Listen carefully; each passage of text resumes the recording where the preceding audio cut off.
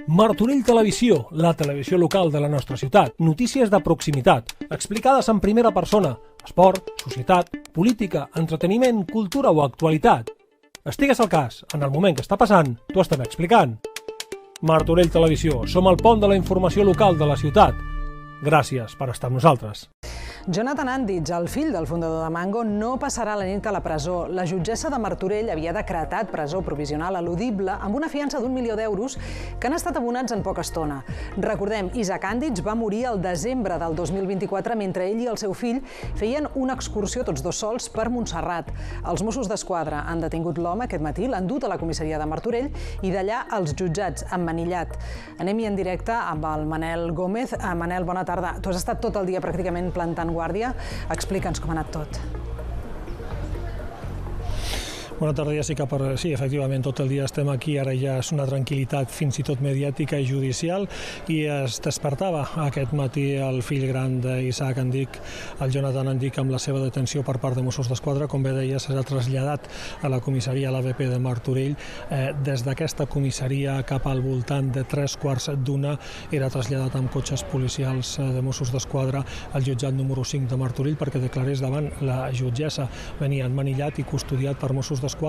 Durant aproximadament 2 hores ha estat davant de la jutgessa i davant de les parts, en aquest cas Fiscalia i el seu advocat, el Cristóbal Mantell. Només ha contestat a les preguntes del seu advocat, que s'han allargat pràcticament 2 hores.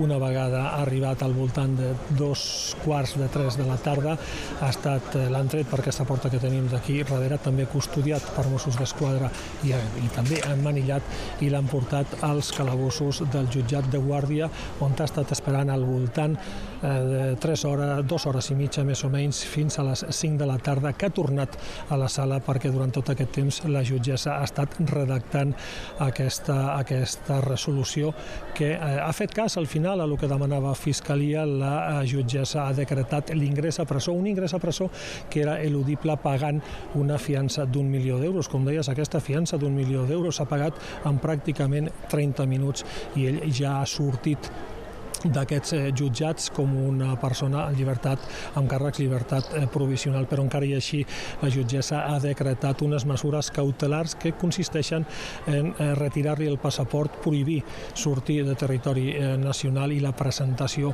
cada setmana en un jutjat. Per la seva part, la família acaba d'emetre fa pocs minuts un comunicat en el que indica que ara comença un procés judicial en el que es demostrarà la innocència sense cap mena de dubte, i això fa que puguin estar, almenys ells ara es puguin defensar, perquè a més el secret de sumari s'ha aixecat pocs minuts abans d'entrar. De fet, el seu advocat entrava 45 minuts abans que ell arribés al jutjat, i a partir d'aquí, com ja totes les parts coneixen la investigació policial, ara ja poden començar a preparar la seva defensa. Ell ha sortit, com dèiem, al voltant de les 5 de la tarda, sense fer cap tipus de declaració. Ningú ha fet declaracions i ha marxat en un cotxe que l'estava esperant just a l'entrada dels jutjats de Martorell.